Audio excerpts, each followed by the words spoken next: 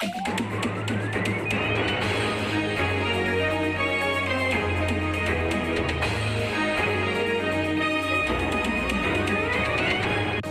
Niger, l'étudiant Mala Bagalé a été atteint par un projectile tiré à bout portant par les forces de l'ordre durant la manifestation des étudiants le 10 avril dernier.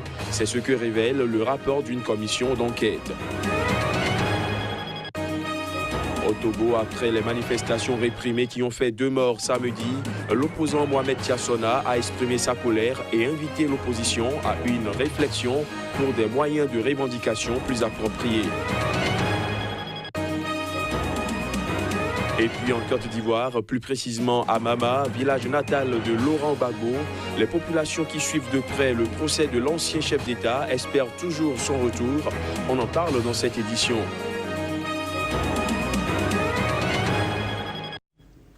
Voilà pour les titres. Bonsoir à tous. Au Niger, il y a bel et bien eu bavure des forces de l'ordre lors de la manifestation des étudiants de l'université de Niamey le 10 avril dernier. Manifestation au cours de laquelle un étudiant a été tué et plusieurs autres blessés. Selon le rapport publié par une commission d'enquête indépendante, l'étudiant Mala Bagalé a été atteint par un projectile tiré à bout portant par un élément de la gendarmerie non identifié. On fait le point avec notre correspondant au Niger, Abdul Karim Mahamadou. Le 10 avril 2017, l'étudiant Mala Kelomi Bagalé n'était pas mort en tombant sur une pierre, comme le soutenaient à l'époque les autorités. Il a été mortellement atteint par un projectile tiré à bout portant par un élément de la gendarmerie non encore identifié. C'est l'une des principales conclusions de la commission d'enquête indépendante. Voilà donc qui soutient la thèse de l'Union des scolaires nigériens et l'Union des étudiants de l'université de Niamey. Les étudiants exigent de ce fait que la machine judiciaire soit mise en branle pour que les auteurs, co-auteurs et complices de la tuerie du 10 avril soient traduits devant les tribunaux et que justice soit enfin rendue. Aujourd'hui, la commission révèle carrément, dit la vérité, conforte la position des étudiants qui disaient qu'il a été tiré. Pour nous, à notre niveau, c'est une première victoire. Ces documents-là doivent servir la justice pour que effectivement, la justice soit rendue dans le cadre de l'assassinat lâche de notre camarade Mala Bagalé. Selon le rapport de la commission d'enquête indépendante, le 10 avril 2017, les forces de l'ordre ont violé les franchises universitaires et réprimé violemment la manifestation, entraînant du coup la mort de Mala Bagalé et de nombreux blessés. La commission a formulé quelques recommandations pour le dédommagement des victimes. La commission d'enquête indépendante recommande à l'endroit des autorités compétentes l'accélération du processus d'évacuation des blessés se trouvant dans des situations critiques. Enfin, le dédommagement des personnes victimes de pertes ou de détérioration de leurs biens. En outre, afin que cela ne se reproduise plus, la commission indépendante a recommandé la représentation de l'Union des scolaires nigériens au sein du comité interministériel qui traite des problèmes du système éducatif au Niger. Au Togo, après les manifestations d'opposants réprimées samedi dernier qui ont fait 2 morts, le président du parti d'opposition MCD, le mouvement citoyen pour la démocratie et le développement, Mohamed Tiassona Traoré, a exprimé sa colère et invité l'opposition à une réflexion pour des moyens de revendication plus appropriés. On l'écoute. C'est avec colère que je m'exprime ce midi-là. Et mon incompréhension par rapport à sa mort que rien ne justifie, aux blessés graves. Alors que cette manifestation était annoncée de longue date, le gouvernement aurait pu prendre toutes les dispositions pour l'encadrer, faire en sorte que ce que nous vivons, regrettons aujourd'hui ne puisse arriver. Ça, c'est notre regret le plus absolu. Nous lançons un appel, profitant de votre antenne, à toute la classe politique de l'opposition pour qu'on puisse initier une véritable réflexion stratégique qui prenne en compte l'ensemble des revendications de nos populations avec des moyens d'action beaucoup plus idoines pour qu'on puisse régler définitivement ces questions de réforme constitutionnelle et institutionnelle dans notre pays avant la fin de l'année 2017. Également, c'est que hier, comme le disait un journaliste, les manifestants ont la journée et les forces de l'ordre ont la nuit. On a constaté que hier nuit, beaucoup de nos compatriotes de Sokodé étaient pris comme dans un état de siège où les gens allaient de maison en maison pour aller régler des comptes à nos concitoyens. Ça nous a amené à interpeller le ministre en charge de la sécurité. Apparemment, ce matin, ça semble rentrer dans le calme, mais nous voudrions que cette situation-là ne puisse se répéter encore pour la journée d'aujourd'hui et les jours qui suivent. La première dame du Zimbabwe, Grace Mugabe, accusée d'agression en Afrique du Sud, a obtenu l'immunité diplomatique auprès des autorités sud-africaines et est rentrée dimanche à Harare. Mais l'affaire suscite toujours des critiques de part et d'autre. Les Zimbabwéens en parlent, on écoute. Vous ne pouvez pas battre l'enfant de quelqu'un d'autre dans un pays étranger, et encore moins votre propre enfant dans votre propre pays. Je pense que cela donne à réfléchir sur la famille présidentielle et sur le pays en général. J'ai toujours dit qu'elle avait un tempérament qui avait besoin d'être contrôlé. Elle a besoin de cours pour apprendre à gérer sa colère. La première dame doit s'excuser platement pour ce qu'il s'est passé. Ce qu'elle a fait est indéfendable. Vous ne pouvez pas défendre ce comportement. En tant que pays, nous devons mesurer le fait que nous faisons partie d'un village mondialisé où nous devons respecter les droits de l'homme. Cela ne nous fait pas du bien en tant que pays. Et je m'excuse auprès de cette famille sud-africaine et auprès de tout le peuple sud-africain. C'est la première dame de ce pays, mais lorsqu'elle va dans un pays étranger et qu'elle brutalise un enfant, et de toute évidence, cela ternit l'image de notre pays. Au Nigeria, le président Muhammadu Buhari, rentré le week-end dernier après plus de 3 mois passés à Londres pour des raisons médicales, s'est adressé aux Nigérians ce lundi dans un discours à la nation. Il s'est dit très heureux d'être de retour à la maison, suivant un extrait de sa déclaration.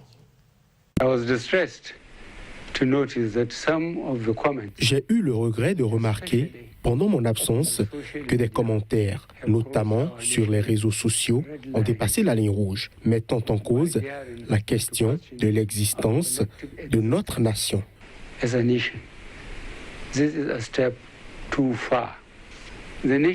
Notre consensus national est qu'il est préférable de vivre ensemble plutôt que de vivre séparés. Notre objectif collectif, maintenant, est d'éviter les petites différences et de se conjuguer pour relever les défis communs de la sécurité économique, de l'évolution politique et de l'intégration, ainsi qu'une paix durable parmi tous les Nigérians.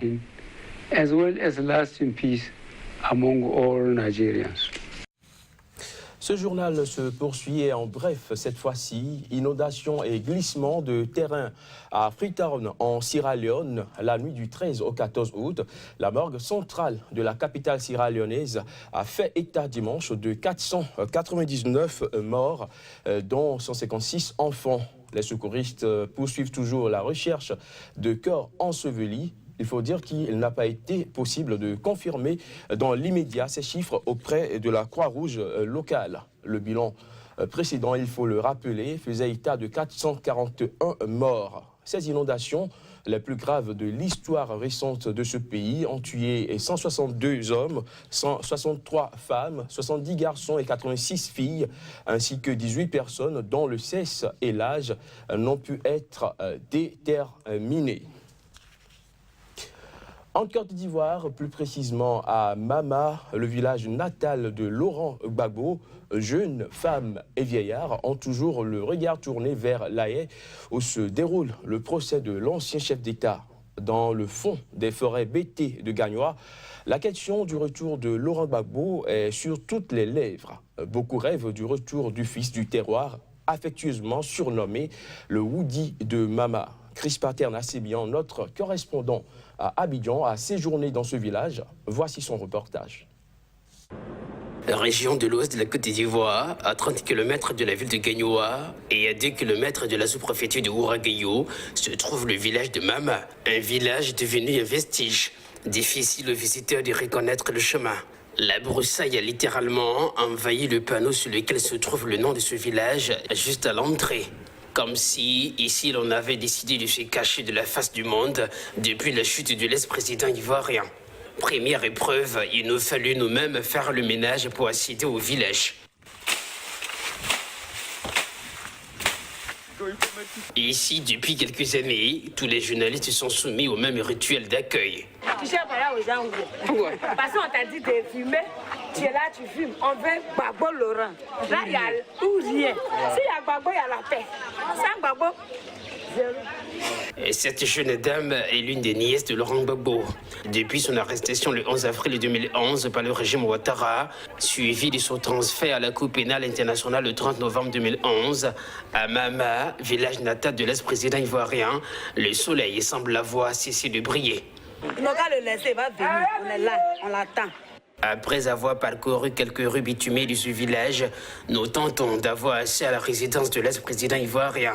Mais ici, les consignes sont claires. C'est une résidence privée.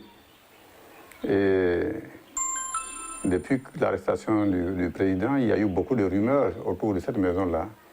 Une certaine presse avait annoncé que la résidence était devenue une maison de passe. Nous sommes venus vérifier cela. Ça n'a pas été avéré. Depuis cette date-là, nous avons fermé totalement la résidence à toute visite. Voilà, ça va peut-être vous décevoir, mais c'est la décision que le village a prise. Après plusieurs minutes d'échange, notre interlocuteur s'est devant notre détermination. Mathias Cadet nous conduit devant la vaste résidence du président déchu. Voilà la résidence. Vous ne pouvez pas y entrer. Nous la tenons et par mois, des gens, des manœuvres y travaillent. Et nous espérons que d'ici là, Gbagbo sera là, il va revenir parmi nous, qui va réintégrer son domicile. Mais personne ne peut la visiter. Ici, beaucoup de jeunes ont cessé de voir la vie en rose depuis la chute brutale de celui qu'on appelle affectueusement ici le Woody, le garçon de Mama. Ici, c'est les grands frères, les petits frères. Il y en a même qui ne travaillent plus, qui travaillaient quand le président était là, qui ont été chassés de leur travail et ils sont venus s'asseoir au village avec nous. Et il y en a beaucoup comme ça. Il y en a aussi qui étaient militaires, qui ont été chassés aussi. Comme quoi, sur la pièce d'identité, il y a Mama dessus, tout ça. Donc, ils ont été chassés, ils sont venus s'asseoir au village avec nous. Devant le spectacle de son procès qui se tient à La Haye et retransmis par les chaînes de télévision africaines, femmes et enfants gardent le courage et l'espoir. Aujourd'hui, le village est devenu triste. Les femmes n'ont plus de mouvements. Bon, nous ne sommes plus en joie. Et c'est ça, notre vie, la vie est devenue monotone à notre niveau. Donc, vraiment, ça nous fait mal au cœur. On n'y peut rien. Pour bien d'autres ici, Laurent Gbagbo sera blanchi des crimes dont il est accusé et reviendra à Mama, pourvu que l'on veille à entretenir et à sauvegarder le patrimoine de l'ex-président ivoirien.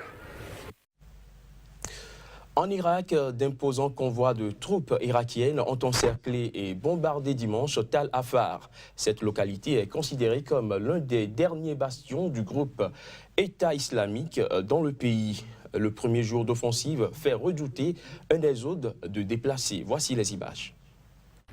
Des obus de mortier s'abattaient des deux côtés de la ligne de front et des colonnes de fumée s'élevaient de Tal Afar à mi-chemin entre la Syrie en guerre et Mossoul, deuxième ville d'Irak reprise à l'État islamique début juillet.